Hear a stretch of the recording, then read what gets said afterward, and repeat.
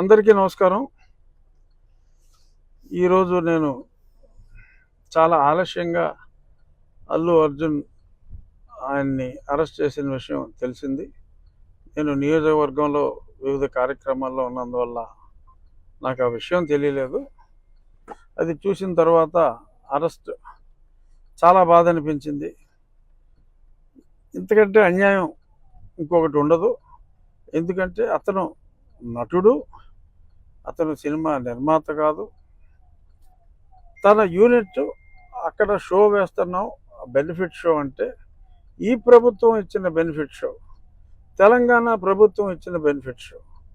ఆ బెనిఫిట్ షోకి తన నిర్మాతలు తనని ఆహ్వానిస్తే అల్లు అర్జున్ని, అతను అక్కడికి వెళ్ళినప్పుడు సూపర్ స్టార్గా ప్రస్తుతం అల్లు అర్జున్ గత పుష్ప 1 తర్వాత పాన్ ఇండియా స్టార్ ప్రభాస్ లాగా అతను కూడా పాన్ ఇండియా సూపర్ స్టార్ అయ్యాడు.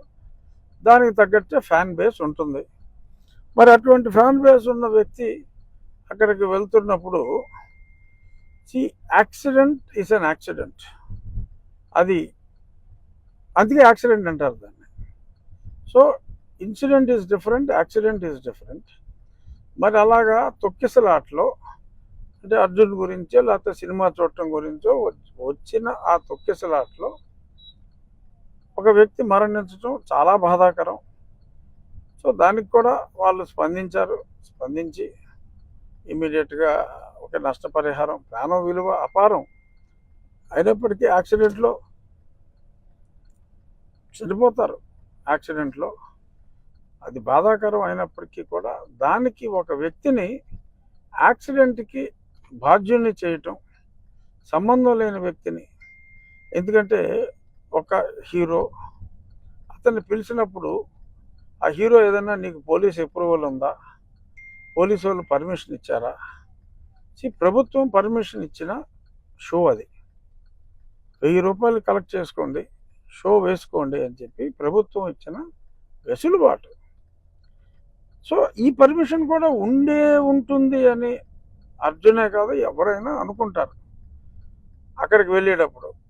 సో మరి దానికి ఈ రకంగా మరి ఇప్పుడు ఆ జరిగిన సంఘటనకి అర్జున్నే బాధ్యుణ్ణి చేయటం, అర్జున్ని అరెస్ట్ చేసి మరి వాళ్ళ శుక్రవారం నాడు మరి అదే మోడస్ ఆపరాండే గతంలో నా మీద జగన్మోహన్ రెడ్డి ఎక్కువగా జగన్మోహన్ రెడ్డి అవలంబించిన మోడల్ అది.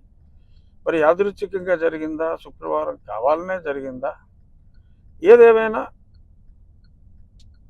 అల్లు అర్జున్ అతన్ని అరెస్ట్ చేయటం అనేది అత్యంత బాధాకరం.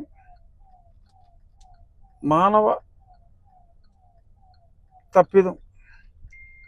బట్ దానికి ఎవరెవరో సోషల్ మీడియాలో 10 సంవత్సరాల శిక్ష, ఏదన్నా యాక్సిడెంట్ ఇన్సిడెంట్లో ఇప్పుడు దాకా ఎవరికైనా 10 సంవత్సరాల శిక్ష పడిందా?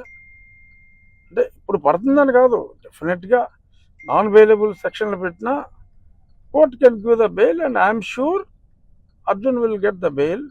అందులో ఎటువంటి సందేహం అక్కర్లా, తప్పకుండా అతనికి బెయిల్ వస్తుంది.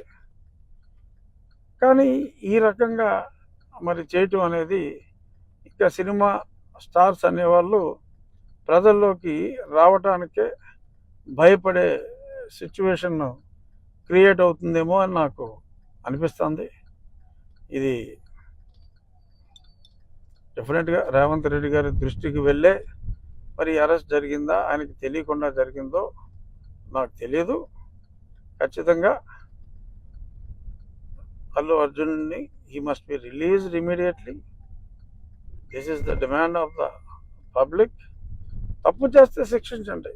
ఆయన ఎవరైనా ఏదైనా హత్య చేస్తే శిక్షించవచ్చు, అంతేగాని ఒక యాక్సిడెంట్ జరిగితే ఆయన గురించే జనం అందరూ వచ్చారు, మీరిచ్చిన అనుమతి వలన ఆ సినిమా చూడటానికి వచ్చారని ఎందుకు అనుకోకూడదు?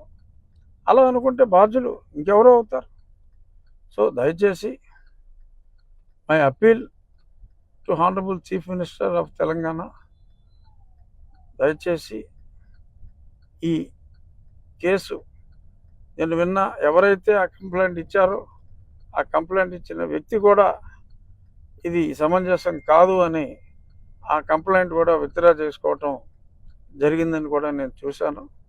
సో కాబట్టి విజ్ఞత ప్రదర్శించి ఇటువంటి కేసులో ఇరికిస్తే అది చాలా చెడ్డ మెసేజ్ ఇచ్చే అవకాశం ఉంది. కాబట్టి it might be an anomaly, kindly rectify it అని చెప్పి మనస్ఫూర్తిగా నా మిత్రుడైన రేవంత్ రెడ్డి గారిని మీడియా ముఖంగా నేను రిక్వెస్ట్ చేస్తున్నాను. తప్పకుండా Allu Arjun will get bail immediately. అందులో ఎటువంటి సందేహం అవసరం లేదు. మరి అంత సూపర్ డూపర్ హిట్ ఏదో 1000 కోట్లు దాటిందంటున్నారు. నరఘోష అయి ఉండొచ్చు Arjun. Don't bother, he will come out clean. He will come out hopefully today itself or latest by tomorrow.